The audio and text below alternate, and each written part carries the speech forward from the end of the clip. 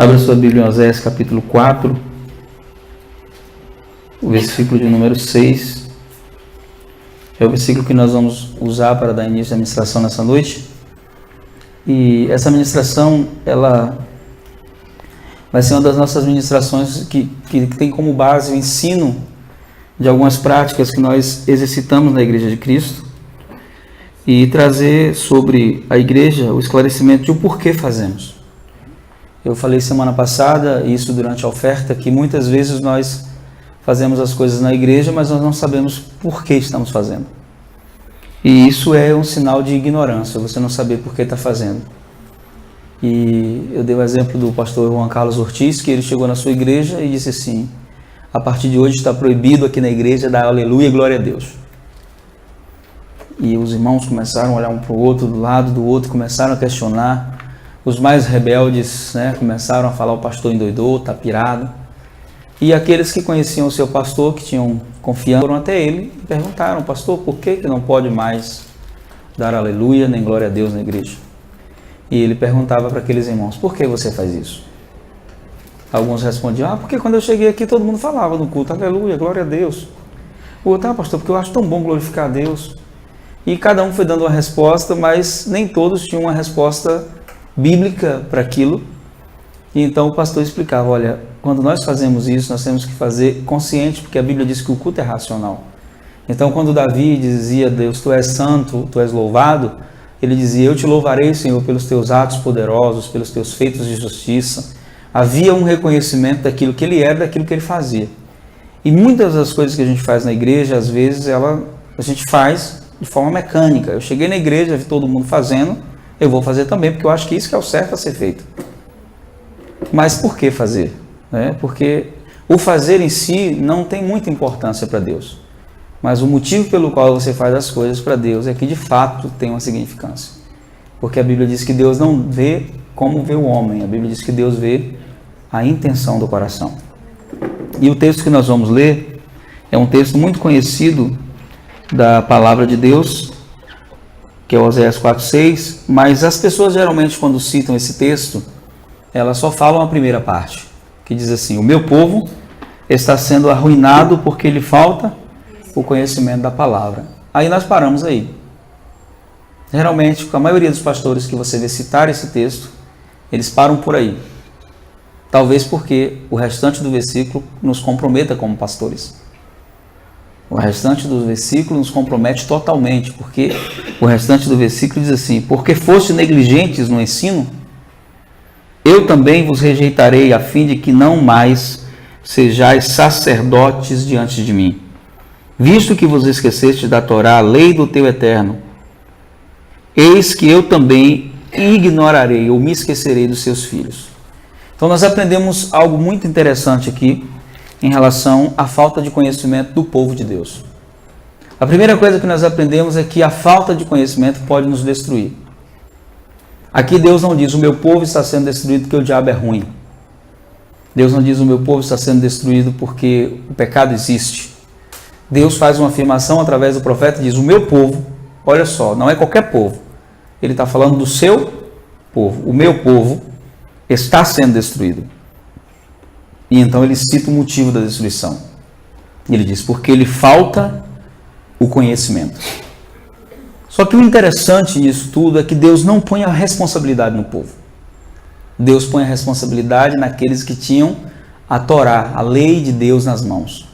Aqueles que eram responsáveis por ensinar as pessoas. Então é mais ou menos assim: se você erra porque eu não te ensinei e eu sou o seu pastor, a culpa recai sobre mim, porque eu sou seu líder.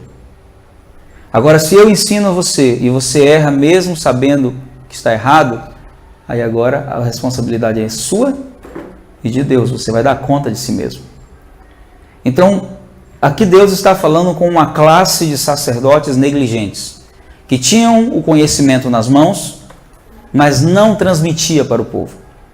E ao não transmitir esse conhecimento, eles destruíam o povo, porque o povo continuava no erro. O assunto que nós vamos tratar hoje, sobre princípios financeiros, é um dos assuntos mais mal entendidos na vida da igreja. E eu conheço pastores, já fui em igrejas, que eles têm medo de falar disso. E quando chega essa parte do culto onde eles vão falar de oferta, parece que eles estão falando de um pecado ou de uma coisa assim muito feia. Eles fazem muito rápido, eles não dão vazão para a importância que aqueles princípios têm. E não dando vazão para a importância que aqueles princípios têm, eles colocam o povo debaixo do governo de Mamon. Debaixo do governo desse principado que Jesus disse que pode ser senhor da sua vida. Jesus disse: não se pode servir a dois senhores, não dá para servir a Deus e a Mamon. E Mamon ali fala de um demônio, de um espírito que opera onde a falta de conhecimento existe. O campo de operação de Mamon, ele pode ter dois aspectos. Mamon, quando não opera na vida de uma pessoa com mesquinhez, ele opera com ganância. Mas tanto um quanto o outro são ações de Mamon. Quando ele opera levando a pessoa a ser mesquinha, é aquela pessoa que ela acha que não deve dar para Deus, né, o melhor. Então ela dá o que sobra. E às vezes tem pessoas que dão porque elas querem ficar ricas. Elas não cumprem o princípio por gratidão e fidelidade, que é o que nós vamos falar hoje. Elas dão dinheiro porque elas querem ficar ricas, elas têm a ideia de que estão fazendo um investimento. E essa é uma ideia errada, porque aí também há uma ação de Mamon. Então, todas as vezes que eu pratico princípios financeiros na igreja, sejam dízimo, oferta ou primícias, que nós vamos falar hoje, todas as vezes que eu pratico esses princípios na igreja, eu tenho que ter consciência no meu coração de que eu não devo ser movido nem por mesquinhez, dar o que sobra, e nem por ganância. Até porque a sua oferta fala muito a respeito de você. Deus, quando olha para nós, Ele não consegue separar eu e a minha oferta. Para Deus, eu e a minha oferta somos a mesma coisa. A Bíblia diz que quando Deus olhou para Abel, a Bíblia diz que Deus viu Abel e viu a sua oferta. É interessante porque em uma passagem do Novo Testamento, não me recordo agora a referência, Jesus está do lado do gasofilaço, o lugar onde se entregava as ofertas. E Ele está observando as pessoas ofertarem. E aí vem alguns homens ricos e começam a colocar uma grande quantia de dinheiro ali. Começa a colocar. E Jesus não fala nada. De repente, uma pobre viúva pega algumas moedinhas e joga ali no gasofilaço. E aí então, os discípulos olham para Jesus. Jesus chama então os discípulos. Vocês viram essa viúva que ofertou? Essa mulher foi quem mais ofertou nesse dia.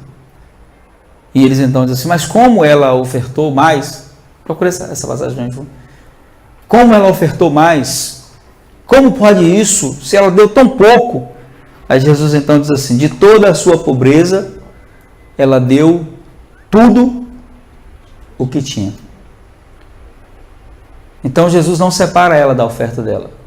Eu nem preciso saber o resultado dessa história. Eu sei que Deus supriu ela, porque Deus não fica devendo nada para ninguém. Amém?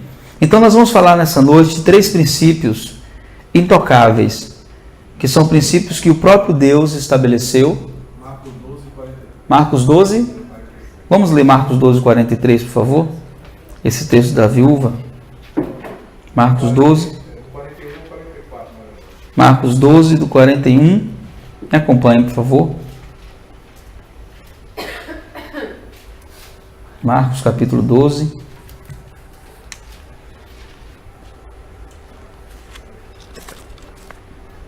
Do 41 ao 44. Jesus foi sentar-se em frente ao local onde eram depositadas as contribuições financeiras e observava. O que ele fazia? A multidão colocando dinheiro nas caixas de coleta de ofertas. Muitos ricos lançavam ali grandes quantias. Foi então que uma viúva pobre se aproximou e depositou 2 moedas bem pequenas, de cobre e, portanto, de bem pouco valor. Chamando para perto de si os seus discípulos, Jesus declarou: com toda a certeza vos afirmo que esta viúva pobre depositou no gasofilaço mais do que o fizeram todos os demais. Olha só, ela sozinha depositou mais do que? E todos estavam depositando grandes quantias. Porquanto todos eles ofertaram do que lhes sobrava. Aquela senhora, entretanto, da sua penúria, deu tudo quanto possuía, todo o seu sustento. Tudo. Eu tenho certeza que ela não morreu de fome. Por quê? Por causa do princípio. Quando você cumpre o princípio, Deus te guarda. E existem alguns princípios que eu quero falar nessa noite.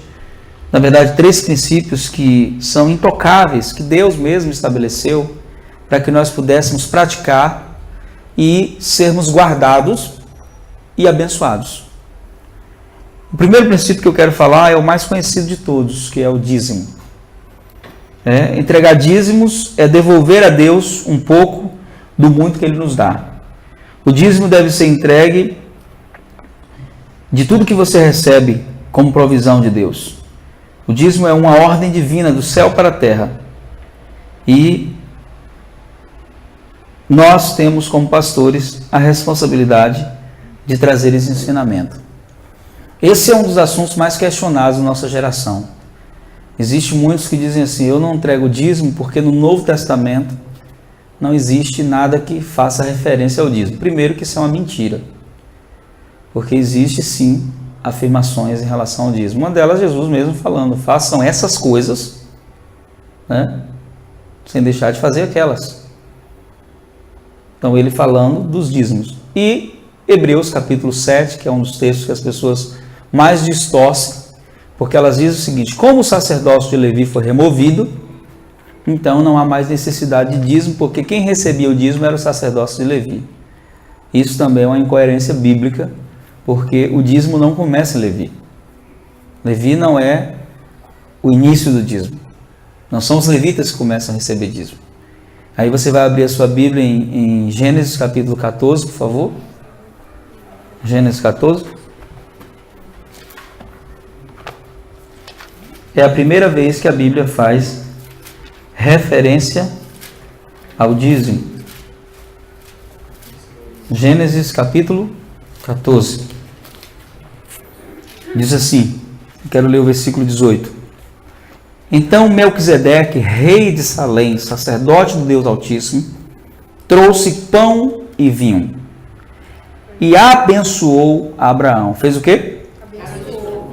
Dizendo: bendito seja Abrão, pelo Deus Altíssimo que criou os céus e a terra. Seja louvado o Deus Altíssimo, que entregou os teus inimigos nas tuas mãos. Então Abrão lhe entregou o quê? De quê? De tudo. Essa é a primeira vez que aparece a palavra dízimo na Bíblia. Nessa parte.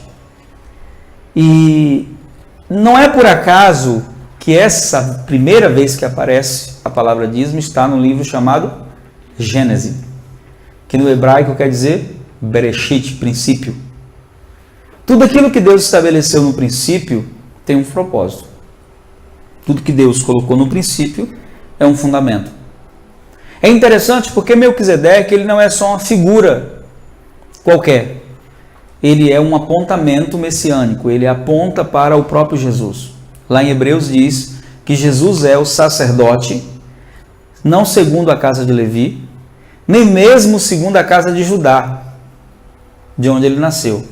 Lá diz que o seu sacerdócio é segundo a ordem de Melquisedeque. Vamos ver isso? Hebreus capítulo 7. Vamos ver essas referências, depois eu quero trazer o entendimento para nós entendermos onde eu quero chegar. Hebreus capítulo 7 diz assim, versículo 1 em diante: porquanto esse Melquisedeque, rei de Salém, sacerdote do Deus Altíssimo, que saiu ao encontro de Abraão, vamos lá agora voltar, amém? Parar um pouquinho aqui, preste bem atenção. Um dos primeiros ensinamentos que nós aprendemos nesse encontro de Abraão com Melquisedeque é que, na verdade, apesar de Malaquias dizer que Deus vai abrir a janela do céu sobre nós e derramar uma bênção tal, não é isso que diz? Que vai vir tamanho favor que as pessoas vão ficar impressionadas.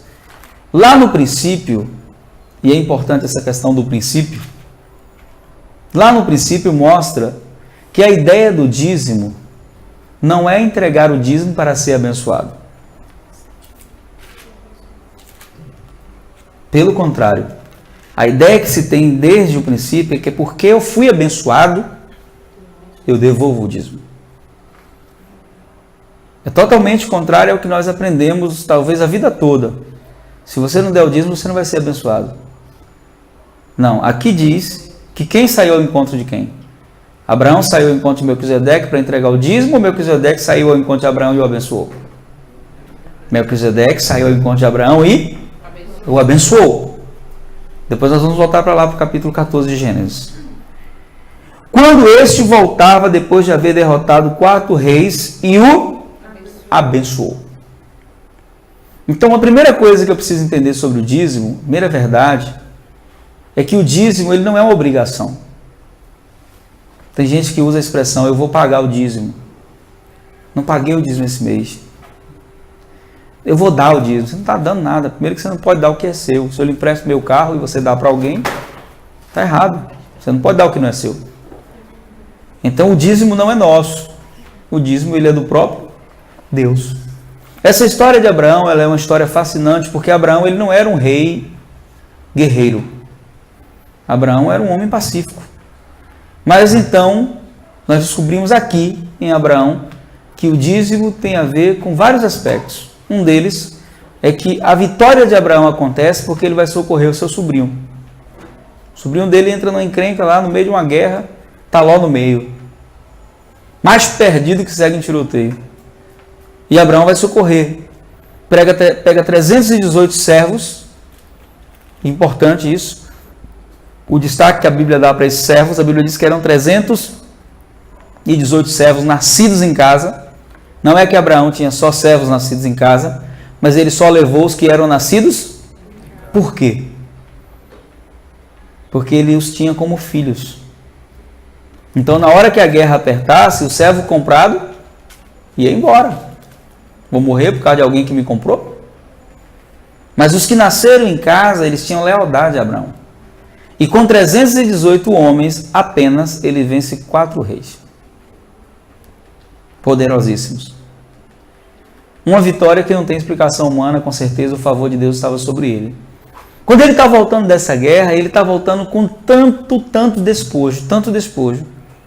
É tanta riqueza que ele conquistou. Imagine, 4 reis foram conquistados. Só que ele agora está a caminho da sua terra, de volta para suas cabanas.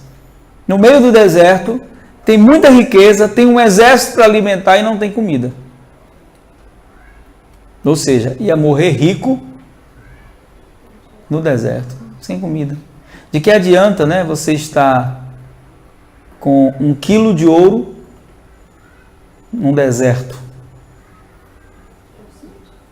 Com sede e com fome. Então a Bíblia diz que nesse momento se aproxima dele um sacerdote. Um sacerdote que além de sacerdote também era rei. Ele era rei de Salém. Salém foi o que se tornou Jerusalém mais tarde. E esse sacerdote vem e ele encontra Abraão. Imagine você um rei poderoso como Melquisedeque, que encontra um rei que venceu outros 4 reis e agora está no deserto com os soldados famintos. Se fosse um rei ruim, era uma chance de quê? Dizimar todo o exército e ficar com as riquezas. Só que ele faz o contrário, ele pega pão, ele pega vinho e ele dá comida a Abraão e aos seus servos. No momento que ele faz isso, a Bíblia diz que ele não só faz isso. Ele vira para Abraão e diz assim, eu quero lhe abençoar. Eu quero lhe abençoar. Eu quero estender a minha proteção sobre você. Quando ele faz isso, eu quero lhe abençoar, então Abraão entende o princípio. Qual é o princípio da bênção? Se você for ler a Bíblia, você vai descobrir que o princípio da bênção é o seguinte: todas as vezes que Deus ia abençoar alguém, essa pessoa precisava entregar algo. Nós não conseguimos conceber isso com a nossa mente humana, não é verdade? Mas tem um amigo meu que ele foi pregar em uma igreja aqui em Salvador, e ele chegou para a igreja e disse assim: eu quero abençoar vocês nessa noite, mas antes de abençoar eu quero que vocês ofertem na minha vida. E todo mundo olhou para ele assim, né? Como ele disse: que pastor interesseiro. E isso foi de propósito, porque ele queria causar um choque na igreja. Então ele disse à igreja: vocês estão achando que o que eu estou fazendo está errado, né? Então vamos para a Bíblia. Quando Abraão passou essa experiência, ele foi e entregou algo, sim ou não? Mas tem outras histórias na Bíblia, histórias bem parecidas. Uma delas quando Isaac quer abençoar o filho Esaú. Esaú, por direito, era dono da primogenitura. Mas ele disse assim: eu vou te abençoar, mas antes de lhe abençoar, vai buscar algo para eu comer. Traga uma caça. E um detalhe, preste atenção, porque imagine só, você acha que um velho vai conseguir comer 2 carneiros? 2 cordeiros ou uma caça inteira? Não vai. Mas quando Jacó vem enganar, que ele está pensando que Jacó é quem? Esaú. Ele diz assim: eu quero comer uma caça. E a Rebeca diz assim: vá lá e mate 2 cabritos e leve para o seu pai. Não é que ele ia comer aquilo tudo, mas eles entendiam que o valor da oferta apontava para o valor da bênção que eu queria receber. Então ele libera a comida para o pai e a bênção é liberada sobre ele. Outra passagem que fala sobre isso está quando Saul está junto com o moço procurando as jumentas do seu pai. E procurando ali as jumentas do pai, ele, desesperado já depois de alguns dias, o moço então diz a ele assim: vamos até o profeta? Vamos até o profeta. E Saul então diz assim: como é que nós vamos aparecer diante do profeta de mãos vazias? Vamos ver esse texto? Vamos abrir 1 Samuel. Vamos ver essas referências, elas são importantes. Depois nós voltamos para o capítulo 7 de Hebreus. Amém? 1 Samuel.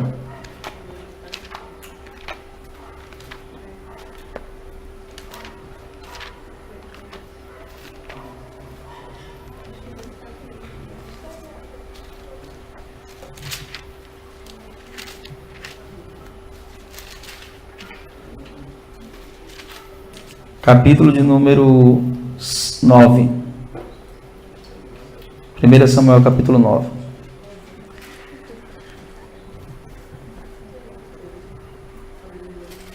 Certo dia, versículo 3, aconteceu que algumas jumentas que pertenciam a Quis, o pai de Saul, se desgarraram e fugiram. Então Quis pediu a Saul: filho, chama um dos criados e vai procurar as jumentas desgarradas. Percorreram toda a região montanhosa de Efraim, vasculharam a terra de Salisa, mas não as encontraram. Seguiram pelas terras de Salim, contudo as jumentas também não estavam lá. Então, atravessaram todo o território de Benjamim e mesmo com todo esse esforço não as acharam. Chegando ao distrito de Zuf, sugeriu Saul ao servo que o acompanhava: vamos voltar. Caso contrário, meu pai deixará de pensar nas jumentas e começará a se preocupar conosco. Entretanto, o servo lhe aconselhou: nessa cidade mora um homem de Deus, que é muito respeitado.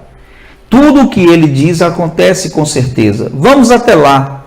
É bem possível que nos possa orientar quanto ao caminho que devemos seguir. Mas Saul ponderou seu criado: se formos, que ofereceremos a este homem?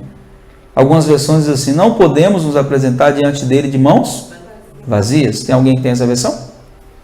Não podemos nos apresentar diante deles de mãos vazias, diante do profeta de mãos vazias.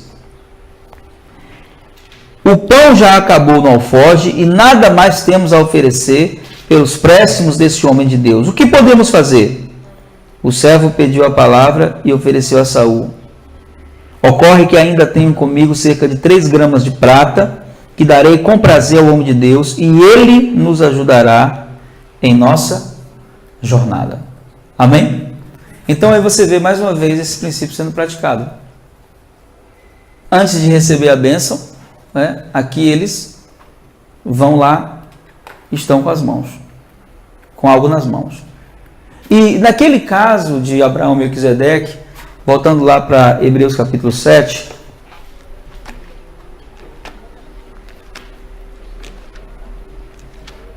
quando Abraão entendeu que ele ia receber uma bênção, quando ele entendeu que ele ia ser abençoado, o que ele fez? Ele devolveu, ele entregou ali os dízimos. E o texto diz assim, o texto inteiro: para o qual também Abraão entregou o dízimo de tudo. Em primeiro lugar, seu nome quer dizer Rei de Justiça, em segundo lugar, Rei de Salém, que significa da paz. Sem pai, sem mãe, sem origem, sem antepassado, sem princípio de dias, nem fim de dia. No entanto, por ser semelhança do Filho de Deus, ele permanece sacerdote para sempre. Considerai, portanto, como era grande esse homem, a quem até mesmo o patriarca Abraão entregou todo o dízimo dos despojos. Ora, os que dentre os filhos de Levi receberam o sacerdócio têm o mandado de recolher, de acordo com a lei, os dízimos do povo, isto é, dos seus irmãos, ainda que tenham todos esses descendido de Abraão. Contudo, esse homem, que não pertencia à genealogia de Levi, recebeu os dízimos de Abraão e abençoou aquele que tinha as promessas. Evidentemente, não pode haver qualquer dúvida de que o inferior, algumas versões dizem o menor, é abençoado pelo maior. No primeiro caso, são homens mortais que recebem os dízimos. No outro caso, entretanto, é aquele de quem se testifica que vive. O versículo-chave desse capítulo é esse versículo 8 aí. Diz assim: aqui na terra, homens mortais recebem um dízimo. Mas lá na eternidade, aquele que vive para sempre. Mostrando o seguinte, que não foi Levi que deu início ao dízimo. O dízimo não é da nova aliança nem da velha aliança. O dízimo é um princípio eterno. Porque Melquisedeque tem sacerdócio eterno. Ele não vem e desaparece. Ele vem e permanece. E ele se apresenta no próprio Jesus. Então, quando nós falamos do dízimo, nós sabemos que o dízimo é 10% de tudo que eu recebo. Alguns por aí pedem 15, 20, 30, sai fora, é engano, espírito de engano. A Bíblia não fala disso. A Bíblia fala que é apenas 10%, dízimo vem de 10%. E nesse aspecto eu costumo ensinar que Deus testa a nossa fidelidade. Não é 5, não é 15, não é 20, é 10. Deus testa a nossa fidelidade. E essa fidelidade que Deus testa, ela é vista justamente nos momentos de crise, né? Porque quando está tudo bem, a gente consegue fazer isso com muita facilidade.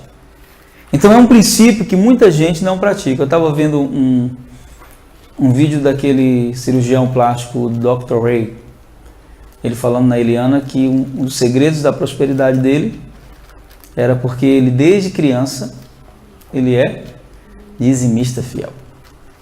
É interessante esse princípio do dízimo, porque até os judeus que não são praticantes do judaísmo, eles deixam de ir à sinagoga, mas eles não deixam de devolver o dízimo. Por quê? E a gente pergunta, por que Deus abençoa, pastor, se o cara não tem nem aliança com ele?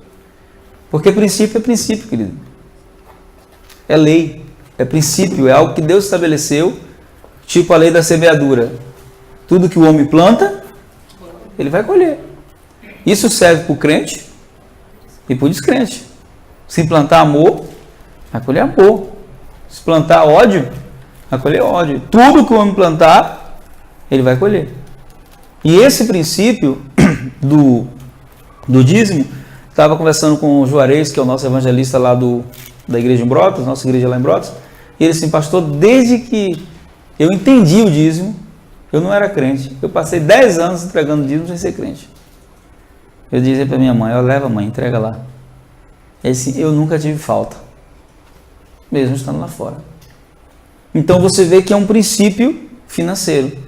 E esse princípio financeiro, ele deve ser praticado com a proposta de gerar no nosso coração o reconhecimento de que tudo que temos e somos vem de Deus. Não deve ser movido por obrigação. Ele deve ser um princípio movido por gratidão. Por isso, Provérbios 3,9 diz assim: honra o Senhor com as primícias de toda a tua renda, né? Toda a tua fazenda. E a promessa é: se encherão os seus celeiros de vinho, de mosto, não vai faltar nada. A gente vai falar daqui a pouco sobre primícia. E a palavra honra, quando diz também honra o Senhor com os teus dízimos e as tuas ofertas. A palavra honra, ela tem um peso muito grande, porque honra e obediência são duas coisas muito parecidas, mas não são a mesma coisa. Você pode ser obediente e não honrar. Tem muitos filhos que obedecem o pai, mas obedecem por obrigação. O patrão, às vezes, dá uma ordem para o funcionário e ele não obedece porque ele honra o patrão. Ele obedece murmurando. Então, essa obediência, ela acontece, mas ela não é obediência verdadeira. Ela está camuflada. Já a honra, a base da honra é a gratidão. A honra é muito maior que a obediência. Porque a base da honra é a gratidão. Quando eu quero honrar você, quando eu quero te honrar, eu faço isso por amor, por admiração, por gratidão, por vários motivos, né? Um exemplo, se você convida alguém para comer na sua casa, simples assim, você pega o que sobrou de ontem e coloca na mesa? O restou d'ontem? Coloca?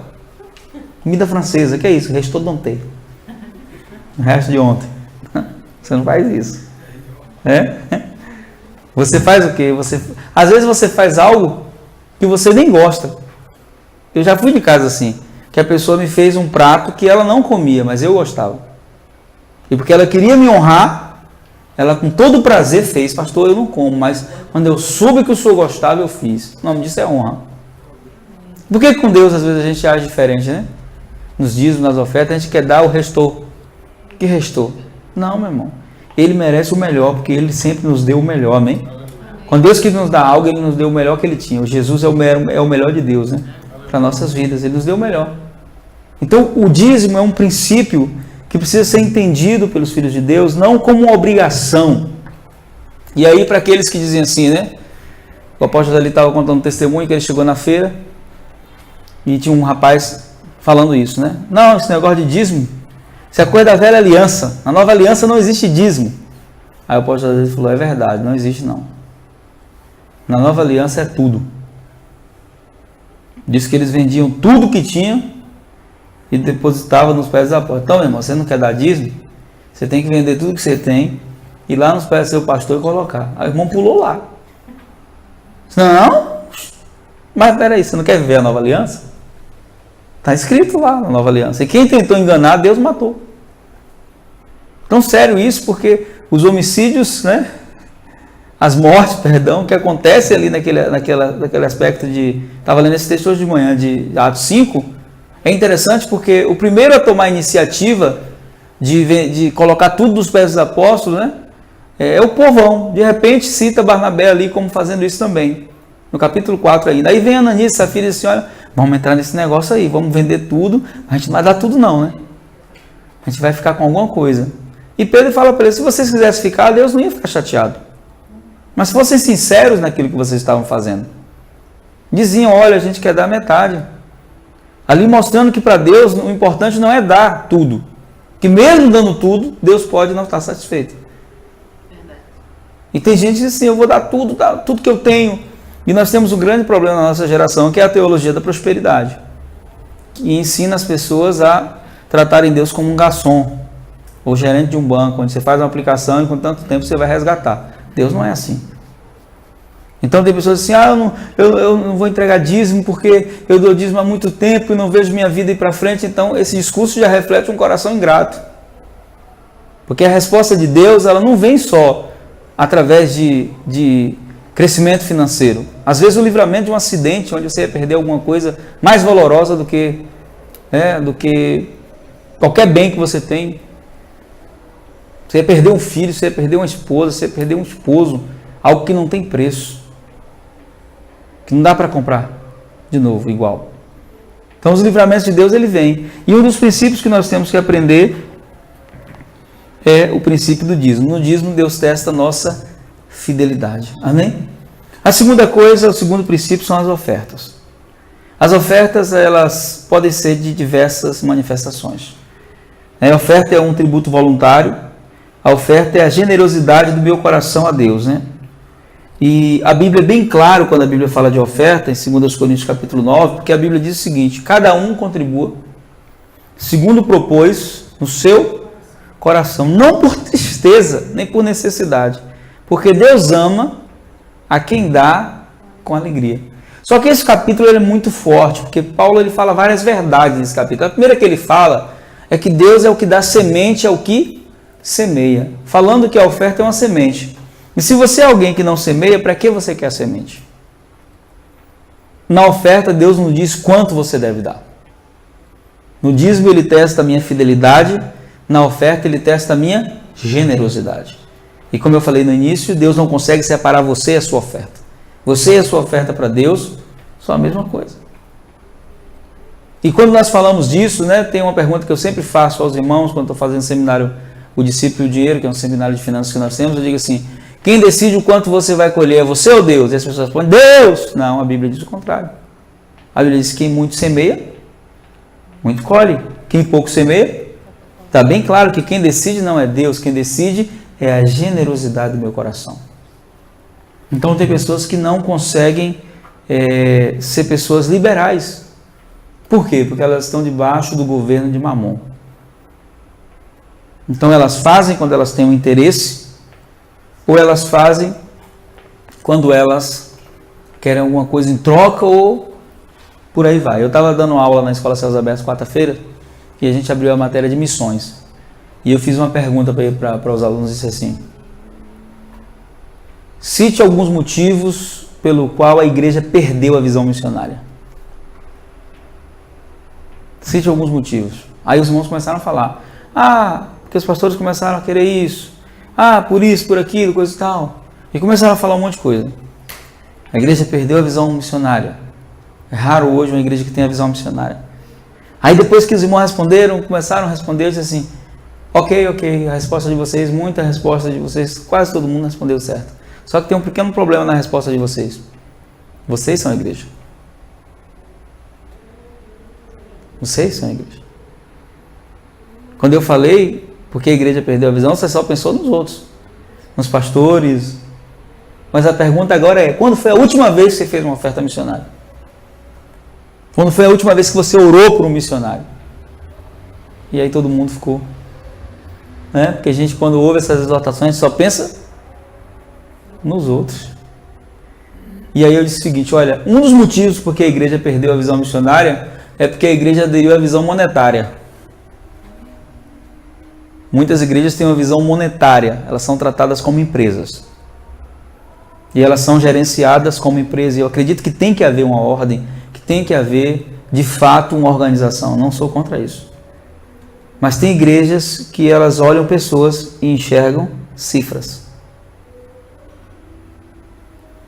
Então nessas igrejas você é recebido pelo carro que você tem, pela roupa que você veste.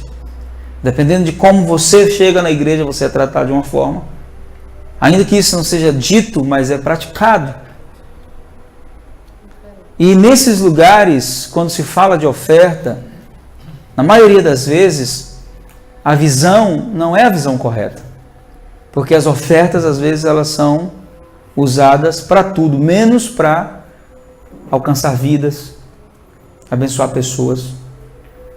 Desde que nós iniciamos a Igreja de Cristo, que Deus colocou no meu coração, e vocês que congregam conosco já sabem disso, de todas as entradas que nós temos, 10% do que entra, nós tiramos como oferta de socorro, para alcançar os necessitados, os órfãos, os pobres e as viúvas, porque um dos nossos desejos é que não haja necessitado algum em nosso meio. Então nós já conseguimos socorrer pastores, nós já conseguimos pagar aluguel de pessoas em 2 meses.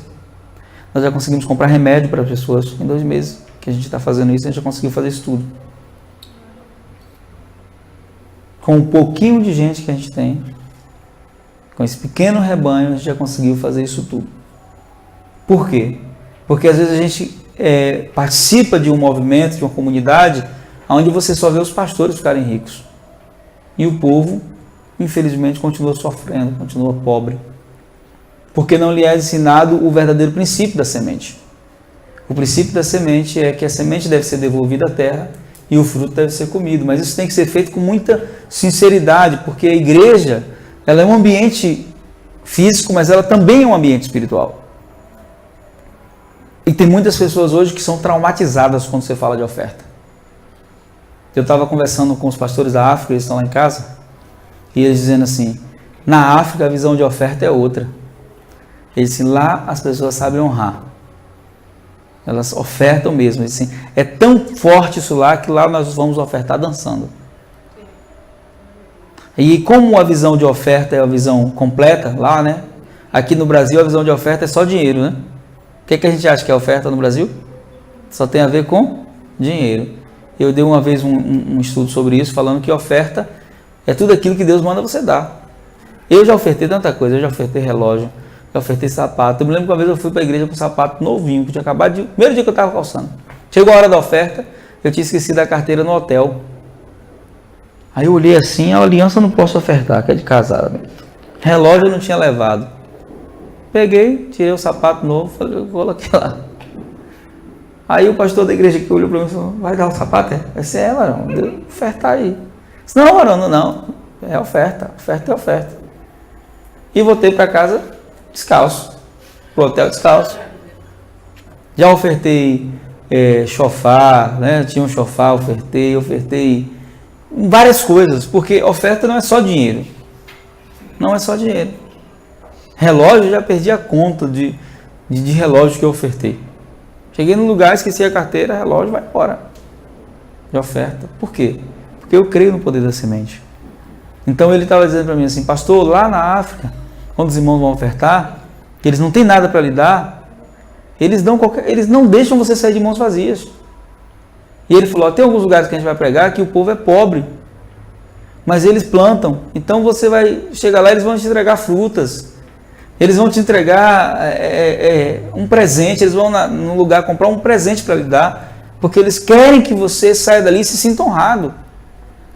Então quando há essa visão correta da oferta, de que nós precisamos receber, mas não é para ficar ricos, é para abençoar pessoas, aí então a visão vai aumentando a nossa liberalidade. Amém? Então esse é um dos princípios que nós precisamos praticar. A Bíblia fala de vários tipos de oferta. Eu já fiz oferta de vários valores. Não lembro qual foi a maior oferta que eu fiz até hoje. Mas eu particularmente não sou a favor das ofertas que são movidas debaixo de uma pressão manipuladora, onde você se sente obrigado a ir. Porque não é esse o princípio da palavra. Eu não sou contra desafios financeiros, eu acho que eles são necessários, porque às vezes Deus quer nos abençoar mesmo, e eu já participei de vários, mas todas as vezes que acontece um desafio financeiro, se o Espírito Santo não tocar no meu coração, eu não vou à frente. Eu só vou se o Espírito Santo falar comigo, eu vou tranquilo. Tem uma experiência que nós contamos, né, de um ano que nós tivemos uma das maiores experiências da nossa vida. Eu estava, na época eu não tinha carro, e eu, como sempre trabalhei viajando, todo final de ano eu viajava com os meus filhos, com a minha esposa, passava uns 20 dias aqui em Salvador. Interessante que a gente mora aqui, a gente na época vinha para ir para a praia, agora a gente mora perto da praia e não vai. É um negócio assim estranho, né, que o ser humano tem.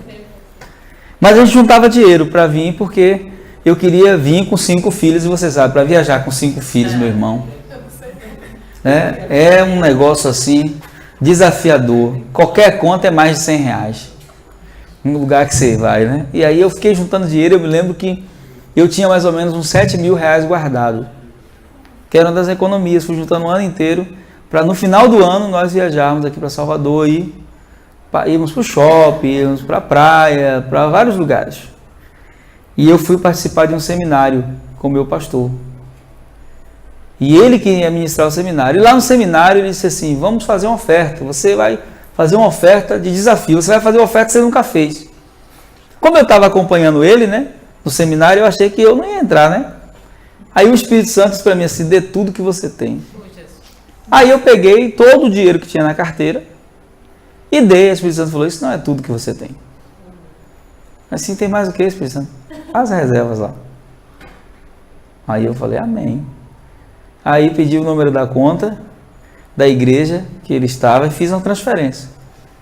E eu me lembro que Isso era final de novembro, acho que o penúltimo final de semana de novembro, e eu só tinha mais 2 agendas. A do final do mês e a do primeiro final de semana de dezembro, porque daí em diante eu iria viajar. Então eu voltei para casa e o dinheiro de pagar as contas eu tinha dado de oferta. E aí as contas estavam lá do final do mês, né? Que tem sempre umas que chegam depois, né? Já paga as do primeiro mês, do começo. E aí eu sei que dava em torno de uns R$2.000, mais ou menos, algumas contas. Aí Rose falou, vamos fazer como? Aí a agenda que eu fiz, a do final de novembro, o dinheiro que entrou deu para pagar as contas, tudinho. Só que a gente não tinha mais dinheiro para viajar, porque eu só tinha uma agenda.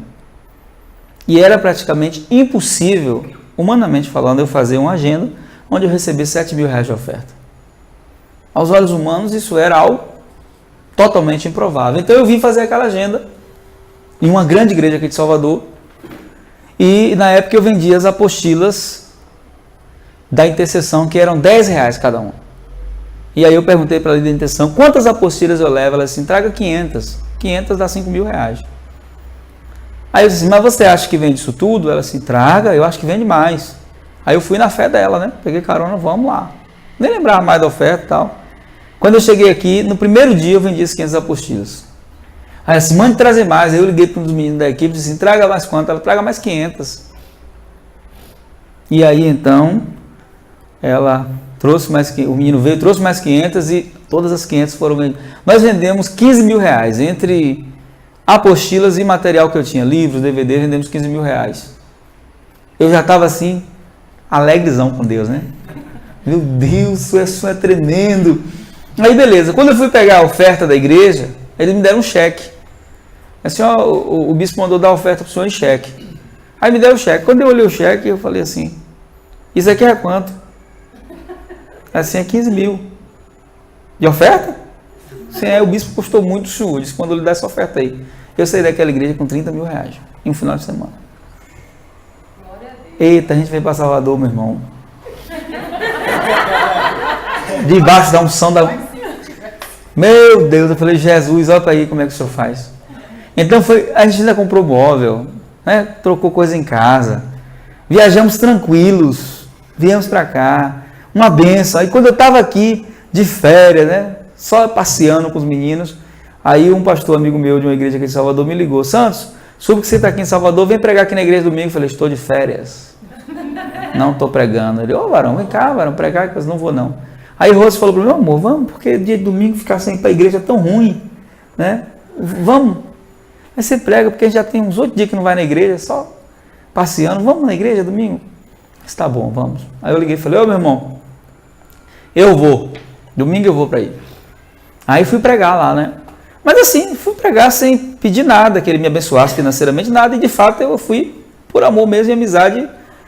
Cheguei lá, quando eu acabei de pregar, ele disse assim, gente, Santos está aqui em Salvador, ele está de férias, ele não ia vir pregar, mas porque a gente tem uma amizade, Rose, obrigado Rose, tá? Rose falou que queria vir, ele veio, então vamos abençoar ele? Vamos fazer uma oferta aqui para abençoar ele? Aí pegou assim um tambor da igreja, né? Virou, assim com a boca, né? O tambor furado assim, virou assim, coloque a oferta aqui, ó, dentro do tambor aqui. Aí botou um saco, né? Assim, e o pessoal trouxe, ele amarrou a boca do saco e me disse assim, toma a oferta, é sua. Aí eu peguei a oferta assim, achando que tinha uns R$300, né? Uns 200, R$300. Quando eu comecei a contar com o Rose, tinha R$5.700. Eu disse, meu Deus, isso é demais. Então nós vivemos naquele mês o resultado de uma ação do Espírito Santo. Aquilo que eu tinha guardado não era a minha colheita. Aquilo que eu tinha guardado era a minha semente.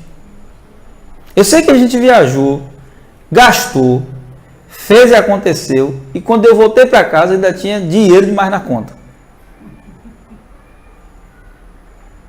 Passei o final de ano tranquilo. Mas quando Deus falou comigo, dê tudo. Não foi o pastor lá que ficou falando, traga aí, venha. Não, eu sou contra isso. Sou totalmente contra. Ambientes que fazem isso, eu fico me roendo por dentro. Que eu acho uma forçação de barra isso. Vem, olha, tá faltando tanto. Eu não gosto. Mas ali naquela hora que ele fez o ofertório, o Espírito Santo falou comigo, vá, dê tudo que você tem. Eu achei que era o que tinha na carteira e não era. Então, isso é uma ação do Espírito Santo. Não foi manipulado, eu não fiquei depois chateado, preocupado, nada disso. Eu voltei para casa confiante de que Deus iria me honrar. Já tinha até aberto mão das férias, falei, Deus, se o sacrifício foi as férias, que eu achei que, para mim, o dinheiro não era sacrifício. Porque dinheiro eu poderia conquistar novamente. Mas aquele tempo com os meus filhos, aquele tempo com a minha família, era o verdadeiro sacrifício. Então eu disse para Deus, o sacrifício para mim não é o dinheiro. O sacrifício para mim é o tempo com os meus filhos. Então se o sacrifício foi esse, é seu, está nas suas mãos. E Deus me honrou. Amém? Que Ele sempre honra, Deus não fica devendo nada para ninguém. Amém? E o último princípio que a gente vai ensinar, talvez um dos mais difíceis de ser entendido, que é as primícias. Pouco se fala sobre isso, eu quero ler aqui as anotações que eu fiz. Romanos capítulo 11, versículo 16, diz assim: e se as primícias são santas, também a massa é. Se a raiz é santa, também os ramos são. Todas as pessoas que são primiciadoras são revestidas de honra. A função das primícias é santificar tudo. A Bíblia diz que assim como a primícia é santa, toda a massa será santa. Quando entregamos primícias, selamos a santidade e a honra, porque a primícia tem três funções específicas: prosperar e proteger a pessoa, prosperar e proteger os seus descendentes, prosperar e proteger a sua geração. E as primícias de todos os primeiros frutos de tudo, e de toda a oblação de tudo, de todas as vossas oblações, serão dos sacerdotes. Também as primeiras das vossas massas dareis ao sacerdote, para que faça repousar a bênção sobre a tua casa. Ezequiel, capítulo 44, versículo 30. Então nós ensinamos o princípio da primícia. Eu faço isso já há 15 anos. Todas as vezes que você for entregar a sua primícia, aqui nós temos, oferta e dízimo, porque nós entendemos que a primícia você tem que entregar para o sacerdote. Então você vai entregar ou para mim ou para a pastora. Vem entregar, você não sai sem receber oração. E a Bíblia diz que você deve requerer uma bênção sobre a sua casa e sobre os seus filhos. Então, libera a bênção aqui sobre mim. Geralmente a primícia nos dias bíblicos era o primeiro dia de trabalho. Então quando nós vamos fazer uma transição para os nossos dias, fazendo um cálculo, que a gente já experimentou algumas vezes, geralmente dá em torno de 3,3% daquilo que eu recebo. Então eu pego isso depende muito, se você trabalha recebendo mensalmente, fica mais fácil de calcular, mas quem trabalha com vendas, aí já é outra coisa. Então você faz um balanço, por isso que você precisa ter um controle financeiro, porque para prosperar a gente não tem que ser fiel, temos que ser organizados. Tem muita gente fiel e desorganizado. Desorganizado para comprar, desorganizado para gastar. E no meu seminário de finanças eu digo que existe 4 leis da riqueza. Quem é pobre só pratica as 2 primeiras. Quais são as 4 leis da riqueza? Ganhar, gastar, economizar e investir. O pobre só pratica as 2 primeiras. Ganhar e faz a segunda valer mais que a primeira. Então todo pobre gasta mais do que ganha. Pode ser dizimista, pode ser primiciador, vai morrer pobre. Por quê? Porque são leis universais isso aqui. Ganhar. Então no seminário eu ensino, seminário de finanças, vou fazer seminário com vocês aqui em breve, amém? Nós temos ele gravado no DVD. Eu ensino no seminário de finanças que você precisa aumentar suas fontes de ganho. Pedir a Deus ideias. Deus, eu quero ideias para aumentar minhas fontes de ganho. Identificar quais são as suas fontes de ganho, Quais são as minhas fontes de ganho hoje? As minhas fontes de ganho é essa, essa e essa. Como é que eu posso potencializar elas? Como é que eu posso multiplicar elas? Então, reconhecer suas fontes de ganho, multiplicar suas fontes de ganho, e potencializar as que já tem. Isso é um segredo. Segundo, gastar. O mundo celebra quem gasta. Então a ideia que se tem de rico é quem gasta muito, mas os ricos não pensam assim. O pobre, quanto mais ele gasta, mais feliz ele é. O rico, quanto mais ele economiza, mais feliz ele é. Então essa ideia de gastar muito, e às vezes querer gastar, só gastar, reflete que a pessoa não tem visão de futuro. Então, gastar, talvez das 4 leis, seja o ponto de equilíbrio. Você não vai ser mão de vaca, mesquinho, não estou falando isso não, porque eu conheci um homem, que isso até gerou o divórcio dele, que ele tinha muita grana, mas o cara não ia nem no McDonald's com os filhos. Ele não levava os filhos para passear para não gastar. Isso aí já não é economizar não, viu? Isso aí é mamão operando fortemente. Não, você tem que gastar, mas você tem que saber o propósito pelo qual você está fazendo aquilo. A terceira lei da riqueza é economizar. E aí eu ensino as pessoas, né, quando eu faço seminário, um princípio que os grandes empresários usam, que os grandes homens ricos usam, que está no livro O Homem Mais Rico da Babilônia, que é o princípio, né? Não, Salomão não, O Homem Mais Rico da Babilônia, é um livro secular, muito bom. É um livro de um homem chamado Arcan. E nesse livro ensina o princípio do dízimo pessoal, que é o que a gente aplica no nosso caixa da igreja. Por isso eu aplico no caixa da igreja, porque eu faço na minha vida particular. Então, no nosso caixa da igreja, de tudo que entra, 10% vira um fundo de reserva. E eu ensino para as pessoas, você quer aprender a economizar? Começa a fazer isso. De tudo que você ganha, 10% é seu. Porque você paga o padeiro, o leiteiro, o pintor, o pedreiro, mas não se paga. Você paga todo mundo, mas não se paga. Então, 10%. Ah, não, eu já tiro 10% do dízimo. Já tiro a oferta, tiro dízimo. Não vou tirar mais 10%? É a visão do pobre, né? Ele só pensa que está tirando. E não está tirando. Você está se programando. É diferente. Tem 3 anos que eu comecei a fazer isso. Depois de 3 anos que eu comecei a fazer, eu já comprei um monte de coisa que eu teria que comprar no cartão, eu comprei à vista. Já comprei várias coisas, Deus me abençoou de várias formas. Então, as pessoas dizem, ah, não. E uma ideia que você passa para si mesmo, quando você começa a guardar 10%, é que você tem e sobra. Sua mente começa a entender isso. Eu tenho e sobra. Esses 10% não é usado para outra coisa, ele é usado para a 4ª lei, investir. Investimento. E aí tem vários níveis, né? Tem investimento a curto, a médio e a longo prazo, depende muito da visão que você tem. Mas tudo isso são princípios que às vezes a gente não aprende, né? No seminário de finanças que eu faço, eu não falo só de ofertas, dízimo, oferta e primícia. Eu falo que a gente tem que aprender a se organizar também. Esse livro até fala a questão de investimento, se você investir errado, você pode perder tudo. Se investir errado, pode perder tudo, né? O marketing multinível, de vez em quando, rouba uma galera aí. De vez em quando, pega uma galera que olha a oportunidade e fala, uau! E aí, nem todo marketing multinível é um erro. Tem alguns que são corretos, né? Não vou citar nomes, mas tem alguns que são corretos. Mas tem muitos que são uma verdadeira furada. E aquela pressa de querer ficar rico da noite para o dia, e não ninguém fica rico da noite para o dia. Ah, ganhou na loteria. O risco de ficar pobre é clássico. Eu conheço várias histórias de homens que se tornaram milionários e ficaram pobres novamente, porque ele era rico com alma de pobre. E tem muita gente com alma de pobre, principalmente na igreja. Né? No nosso seminário, a primeira noite, a gente fala sobre isso. Alma de nobre versus alma de pobre.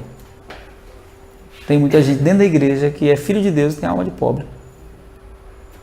Ele não consegue se enxergar tendo coisas boas. Ele acha que é caro, ele acha que é impossível. E a Bíblia deixa bem claro, seja próspero, como próspero é a tua alma.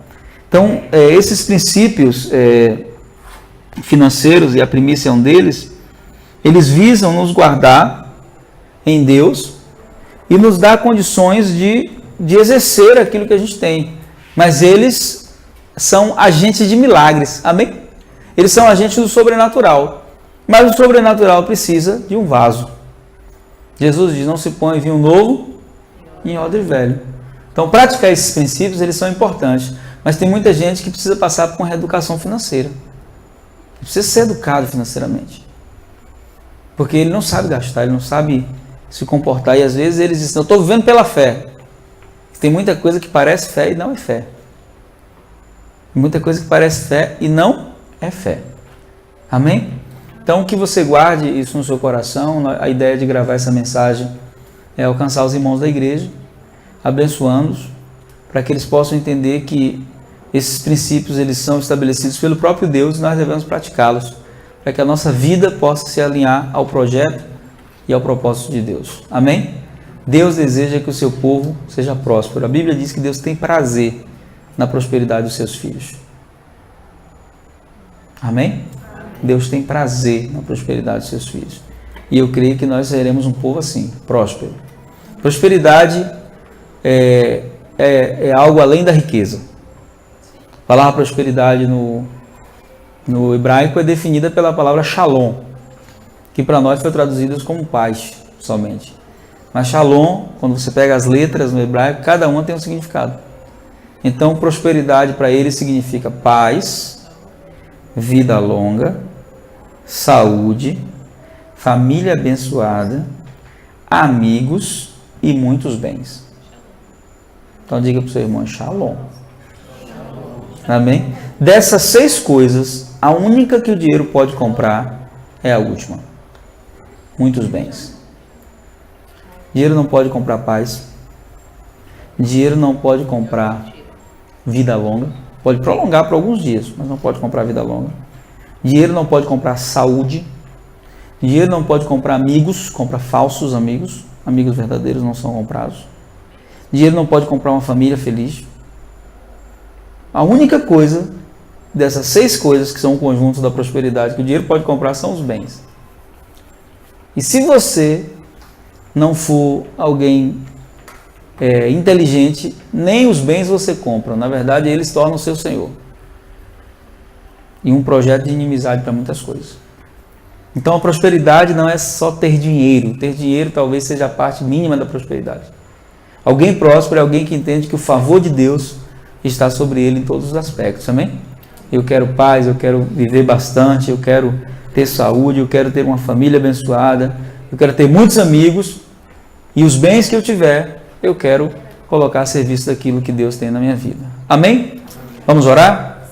Quero convidar você a ficar de pé em nome de Jesus. Nós vamos orar nessa hora agradecendo a Deus pela sua bondade, pelo seu amor.